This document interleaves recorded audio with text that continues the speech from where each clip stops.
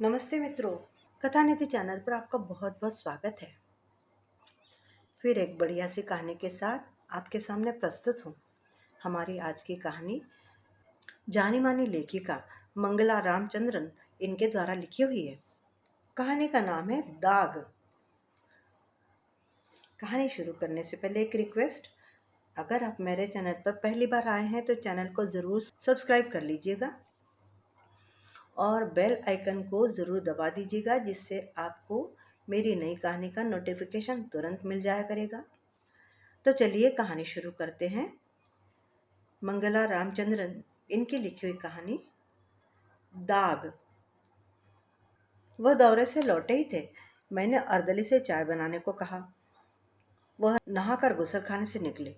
मैंने थोड़ा नमकीन चिवड़ा और मीठे बिस्किट प्लेट में निकालकर मेज पर रख दिए। इतने में अर्दली ट्रे में करीने से चाय सजाकर ले आया। अचानक अंदर के कमरे से इनकी तेज आवाज आई, ये दशहरी आम कौन लाया है? बताती हूँ, आप पहले चाय तो ले लीजिए, मैं अपनी खुशी दबाते हुए बोली। बताने की उत्सुकता मेरी आवाज में साफ झलक रही थी। हथेलियों में क्रीम मलते हुए यह आकर बैठ गए और चाय का कप उठा लिया। मैंने भी कप हाथ में उठा लिया। सब इंस्पेक्टर विनोद आया था। कहने लगा, साहब तो हमको पास फटकने भी नहीं देते, हमको सेवा करने का मौका ही नहीं देते। मैंने भूमिका बांधने की कोशिश की। उसको तो मालूम था कि हम दौरे पर गए, फिर आया क्यों? नहीं, उसको नहीं मालूम था। बड़े आश्चर्य से कह रहा था, हैं, साहब नहीं है, दौरे पर गए हैं? खैर, हमारे लिए तो आप में और साहब में फ़र्क ही क्या है? आप दोनों ही हमारे माई बाप हैं। उसने कहा और तुम मान गई? दौरे पर जाते समय थाने में उससे मिलते हुए गया हूँ।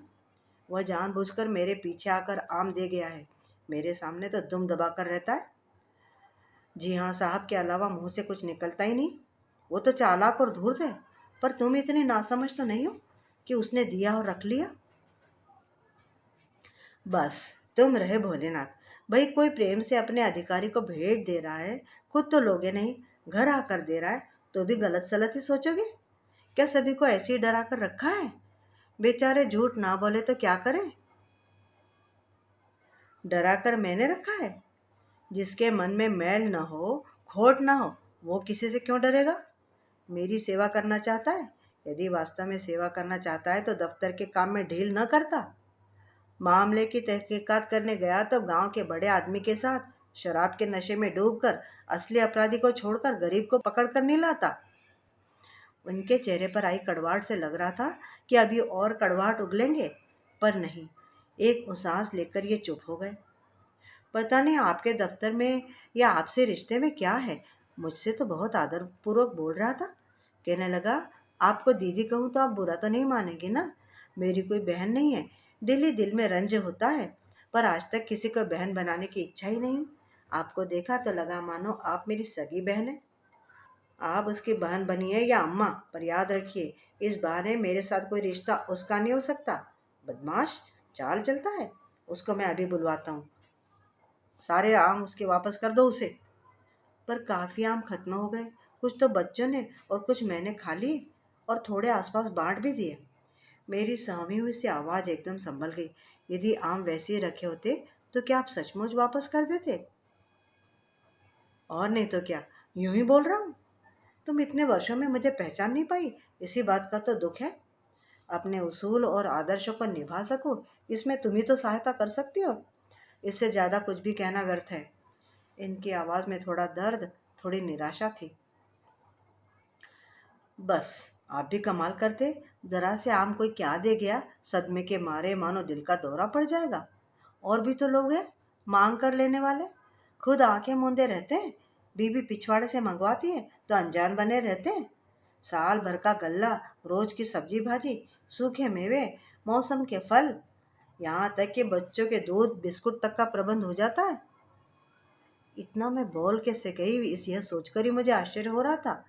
मैं अपने मन को संभाल रही थी कि इनकी निराशा और दर्द भरी आवाज़ में हमेशा की तरह बह न जाऊं। मन को मारकर जीने में क्या रखा है? क्यों ना मैं भी और लोगों की बीवियों की तरह फ़ायदा उठाऊं। हो सकता है कुछ समय के बाद इनको भी मेरी यह बात रास आ जाए। काश यह ख्याल मेरे दिल में उस दिन आता ही नहीं। उस दिन तो मैंने न जाने किस तरह और किस मनोदशा में इनसे ऐसी बात कह डाली, यह जानते हुए भी कि किस तरह इनका दिल दुखा रही हूँ। पिछले 1.5 साल में कभी इन बातों को महसूस ही नहीं किया। शायद अभी भी मेरा पागलपन खत्म नहीं होता अगर सच्चाई मेरे सामने न आ गई होती। मन से इस तरह बातें करके मैंने सोचा कि बहस में जीत हासिल कर ली मैंने। यह भी मान लिया कि अब मैं जो करूँगी उसमें इनकी स्वीकृति ही होगी, भले ये चुप रहे।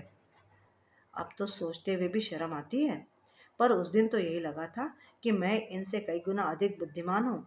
जो यह नहीं कर सकते वो मैंने कर दिखाया। मैं भी और अफसरों की बीवियों की तरह शान शौकत से रह रही हूँ। बच्चों का मन माफिक खाने पहनने का शौक पूरा हो रहा है। इंस्पेक्टर विनोद ने तो दीदी बनाया ही, और लोग भी आने लगे। कोई भाभी, कोई भौजी, कोई बेटी कहता। गरज के मारे रिश्ते कायम होते रहे और मैं समझ न पाई। जो रिश्ता प्रेम और विश्वास के आधार पर टिका था, उसको नकारने की भूल मैं कैसे कर बैठी। लोग अपना काम करवाने के लिए नजर भेंट लाते और घर पर मुझे दे जाते।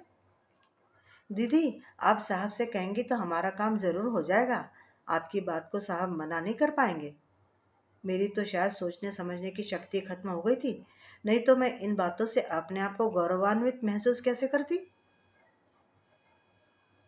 भाभी, आप ही तो सब कुछ है। देवी हैं देवी। बस आपकी कृपा दृष्टि हो जाए तो हम तर जाए। आपका चेहरा देखकर कोई किसी बात के लिए न नहीं कर सकता। फिर भला साहब आपकी बातें क्यों नहीं मानेंगे। मैं तो एक समझदार महिला कहलाने योग्य भी नहीं रही, पर इन खोखली बातों का नशा ऐसा था कि मैं अपने आप को देवी ही मानने लगी। कई बार इनके दोस्तों ने मजाक में कहा भी, असली पुलिस अधीक्षक तो भाभी जी है। आप तो बस दफ्तर और दौरों में जांच वगैरह में लगे रहते हैं। मैं उन लोगों के व्यंग्य को समझ ही नहीं पाई। यदि कोशिश करती तो इनका चेहरा देखकर ही भांप जाती कि असलियत क्या है। उस समय तो इनका दुख से काला पड़ता चेहरा देखकर एक दबा हुआ गुस्सा ही फूटता था, जो धीरे धीरे इनकी उपेक्षा में बदल गया। मैं सचमुच अपने को पुलिस अधीक्षक की कुर्सी की हकदार समझने लगी थी। अर्दलियों से इनका और मेरा व्यवहार बड़ा संयत और शिष्ट था, पर धीरे धीरे मेरी अकड़ रंग लाने लगी। उन्हें डांटना, फटकारना, बार बार बाजार दौड़ाना, उनकी व्यक्तिगत परेशानी या दुख दर्द की बातें सुनने या जानने का मामूली सा भी धीरज न दिखाना, मानो पुलिस अधीक्षक की पत्नी हो जाने से उनके साथ इंसानियत के नाते खत्म हो जाते हैं, मालिक और गुलाम का रिश्ता ही रह जाता हो। एक बार शहर में हड़ताल हुई, भयंकर दंगा हुआ। इन्होंने जान पर खेलकर दंगाइयों को बस में किया। इनके साहस और प्रेमपूर्ण व्यवहार से दंगाइयों के दिल में इनकी इज्जत कई गुना बढ़ गई। उस समय एक हवलदार ने घर पर आकर खबर दी कि साहब कुशल पूर्वक हैं, बस मामूली सी चोट आई है, स्थिति काबू में आ गई है। हवलदार बूढ़ा था, इनके प्रति वफादार भी था। उसके मुंह से निकल गया, भाई जी, आपके सुहाग का प्रताप है कि साहब आज उन दंगाइयों के बीच से सही सलामत बच भी गए और शांति भी स्थापित कर सके। इनका साहस, धीरज और समझदारी से किया गया कार्य भी मैं अपने द्वारा किया गया समझती रही। बाद में इनको जब तमगा मिला तो बोलने से नहीं चुकी। मेडल के सही हकदार तो मैं हूँ। तब इन्होंने कितनी सहजता से कहा, और नहीं तो क्या, यदि तुम्हें पत्नी के रूप में न पाता तो इतना सब कर पाता। इनकी वाणी में कहीं छलावा नहीं था, यह मैं दावे के साथ कह सकती हूँ। मैं गलतफहमियों से घिरी रही। सावन के अंधे को हर चीज हरी दिखती है। मेरी व्यक्तिगत उपलब्धि कुछ भी न होते हुए भी मैं इनकी सारी उपलब्धियों का श्रेय अपने आप को देती रही। बच्चों पर मेरे इस व्यवहार का जो खराब असर हुआ उसको तब तो समझ नहीं पाई, पर अब उनकी उच्छृंखलता को अच्छी तरह समझकर भी कुछ भी नहीं कर पा रही हूँ। बच्चे इनसे ज्यादा मुझे महत्व देते हैं, ऐसा ख्याल मन में बैठ गया। पत्नी पति से ज्यादा लायक हो, तब भी पति की भावना का ख्याल और बच्चों के मन में पिता की सम्मानपूर्ण छवि बनाने के लिए प्रयत्नशील रहती है। मैं तो योग्य न होते हुए भी अपने आप को इनसे ऊंचा समझने लगी। मेरी नालायकी का इससे बड़ा सबूत और क्या होगा। मुझे बच्चे प्राथमिकता नहीं दे रहे, बल्कि अपना स्वार्थ मेरे द्वारा साध रहे। यह तब समझ में नहीं आया था। उसी का फल था कि अब बच्चे मेरी भी उपेक्षा करने लगे। अपने आप को सर्वे सर्वा समझने वाली मैं अब न तो उपेक्षा को ग्रहण करने की स्थिति में थी, न ही उनको डांटने या समझाने की स्थिति में। बच्चों के सामने सही बात, सही आदर्श रखने की आवश्यकता को ताक पर रख दिया था मैंने। दोनों बच्चों के बात करने के ढंग से मैं उनके स्वभाव को समझ सकती थी, यदि थोड़ी सी जागरूक होती तो। माँ, क्या हम रंगीन टेलीविजन नहीं ले सकते? ब्लैक एंड व्हाइट में तो कोई मज़ा ही नहीं आता है। हाँ माँ, यहाँ सबके यहाँ रंगीन टेलीविजन है, बस हमारे यहाँ ही नहीं है। तुम दोनों तो ऐसे कह रहे हो मानो अभी तुरंत रंगीन टेलीविजन आ जाएगा। इतना सरल नहीं है। पैसे कहाँ से आएंगे? माँ, आप चाहे तो क्या नहीं कर सकती? बस दोनों ने मिलकर मुझे गर्व के शिखर पर चढ़ा दिया। मैं दिमागी तौर पर दिवालिया होते हुए भी खुद को सबसे अधिक बुद्धिमान समझने लगी। रंगीन टेलीविजन जिस दिन आया, बच्चे और मैं फूले नहीं समा रहे थे। 10-15 दिन तक इनसे तर्क कुतर्क बहस करके मैंने मंगवा ही लिया। मैंने इनके माता से ही पहले कहा था, खून मुंह को लग चुका था, उसको अपना तबादला रुकवाना था। सोचा ऐसे समय कहूंगी तो जरूर जल्दी और सस्ते में करवा देगा। पर जैसे ही इनको पता लगा, सबकी शामत आ गई। इतना गुस्सा होते मैंने इन्हें कभी नहीं देखा था। उस दिन इन्होंने खाना भी नहीं खाया। काफी दिनों बाद मैं थोड़ा डर गई। अपनी ओर से गलती हो रही है ऐसा लग रहा था, पर मेरा मन था कि मानने को तैयार ही नहीं था। लग रहा था जैसे मैं बिल्कुल ठीक हूँ और यही गलती पर है। तुमने बच्चों का मन भी बिगाड़ दिया और अपने मन की कर के रही। पर तुमको अंदाज भी है कि मैंने किस तरह प्रबंध किया। अपनी भविष्य निधि से उधार लिया है, पूरी कीमत देकर लाया हूँ। जिस धन को आदमी बच्चों का भविष्य सुधारने, अपने बुढ़ापे में खर्च करने के लिए संचित करता है, तुम्हारी बेहुदा हरकत से मैं नष्ट कर रहा हूँ उसे। मैं वास्तव में मूर्ख ही थी, जो तब भी नहीं संभली। मुंह से निकल गया, क्या भविष्य निधि से पैसे निकाले? आपको सचमुच ही अकल नहीं है क्या? आप सचमुच कुछ नहीं कर सकते। मैं तो करीब करीब मुफ्त करा देती। आप भी यूं ही पैसे खर्च हो गए। बस चुप रहो। मेरे उसूलों की तो तुमने धज्जियां उड़ाई दी, मेरा साथ न दे पाई।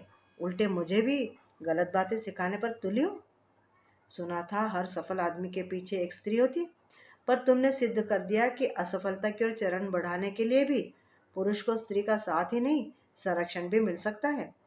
आज तक तुमको समझा समझा कर हार गया मैं। अब मैं हुक्म देता हूँ कि जिस कुर्सी का मैं अधिकारी हूँ, उस अधिकार का तुम दुरुपयोग नहीं कर सकती। यह कहकर ये गुस्से में तमतमाते हुए बाहर चले गए। दोनों बच्चे भी इनकी बात सुनकर सहम गए थे। अर्दली की आंखों में तभी से एक व्यंग भरी मुस्कान मैं देखती आ रही हूँ। कुछ ही दिनों में इनका तबादला हो गया। उस समय तो नहीं, पर अब पता लग गया कि इन्होंने खुद ही तबादला करवाया था। मैं चाह रही थी कि बच्चों की परीक्षा तक वहीं रुक जाऊं। इन्होंने कहा भी कि ऐसा कोई खास फर्क नहीं पड़ने वाला। वहाँ के स्कूलों की जानकारी ले चुके थे वह। पर मेरे सिर पर तो भूत सवार हो गया था। कुछ तो इनके गुस्से वाले मूड से दूर रहना चाह रही थी। 2 महीने के लिए बच्चों की पढ़ाई में होने वाले नुकसान या उस नुकसान को पूरा करने की जिम्मेदारी से भी बचना चाह रही थी। इन्होंने कहा भी, मैं जब तक हूँ तभी तक ये अर्दली और कर्मचारी ध्यान देंगे, फिर तो नए साहब की जी हजूरी में लग जाएंगे। मुझ में जो झूठा दम्भ था, उसने फिर सिर उठाया। मेरी गलतफहमी कि इनके मातहत मुझे बहुत मानते हैं, मेरे जरा से इशारे पर बेच जाएंगे।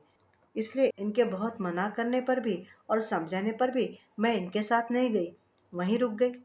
बच्चों को पढ़ाने के कारण तो यह व्यवस्था अच्छी लगी, पर मेरा व्यवहार शायद बच्चों को भी अटपटा लगा था। अपने पिताजी के इतना कहने पर भी मेरा यहीं रुके रहना बच्चों को ठीक नहीं लगा था। वे दोनों दो एक बार बोले, माँ, चले चलते हैं, थोड़ी सी मेहनत से हमारी पढ़ाई ठीक से चलने लगेगी। इनके जाने के तीसरे दिन ही नए पुलिस अधीक्षक आ गए।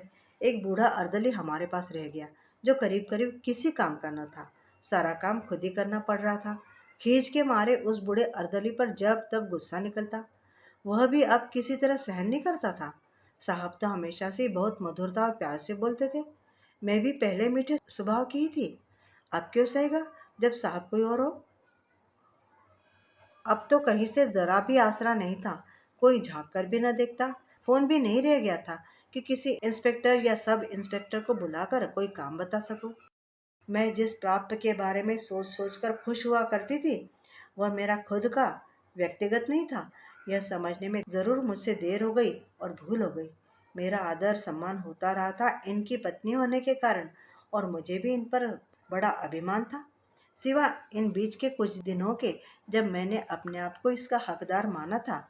मैं एक सफल अच्छे अफसर की पत्नी बनकर संतुष्ट रहती तो आज मेरा सम्मान बढ़ जाता। जो लोग मुझे दीदी और भाभी बनाकर तारीफों के पुल बांधा करते थे, अब इधर उधर इनसे उनसे कहते फिरे थे।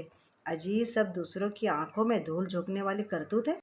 साहब तो एकदम सीधे बन जाते थे, कुछ लेते नहीं थे। अब साहब ले या मेम साहब, फर्क क्या पड़ता है? बात तो एक ही हुई ना। भाई असली साहब तो वही हैं। साहब के चार्ज में तो बस पुलिस अधीक्षक की कुर्सी है। अर्दली और दफ्तर के सिपाहियों की ये बातें कानों में पड़ने लगी। सारे के सारे साहब एक जैसे हुए हैं। मेम साहब ने राजपूत साहब का तबादला रुकवा दिया, बदले में रंगीन टेलीविजन मुफ्त। साहब भले ही ऊपर से मेम साहब को डांटे, पर मन ही मन खुशी हुए होंगे कि चलो भाई, पैसा न धेले का खर्च और मुफ्त का मनोरंजन घर बैठे बैठे। लोगों की बातें सुनते सुनते मैं एकदम बौखला गई। ओहो, मैंने यह क्या किया? हे भगवान! इनके इतने साल की तपस्या भंग कर दी।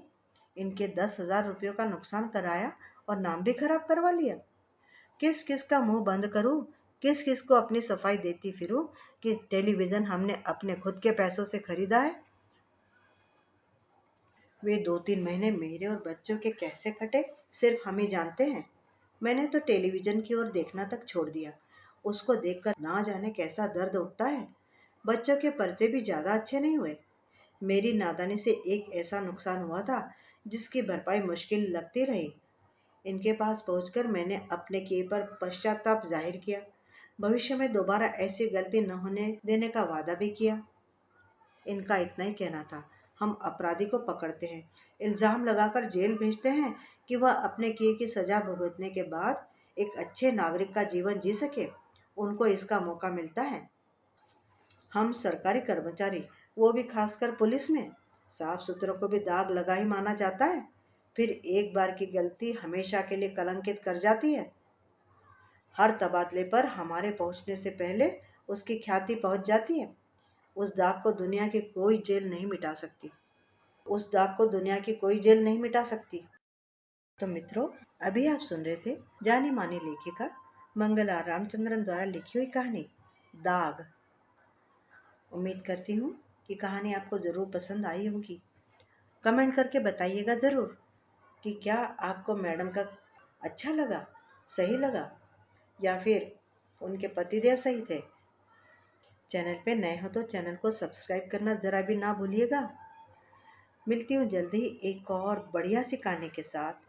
तब तक विदा। आपका दिन शुभ हो।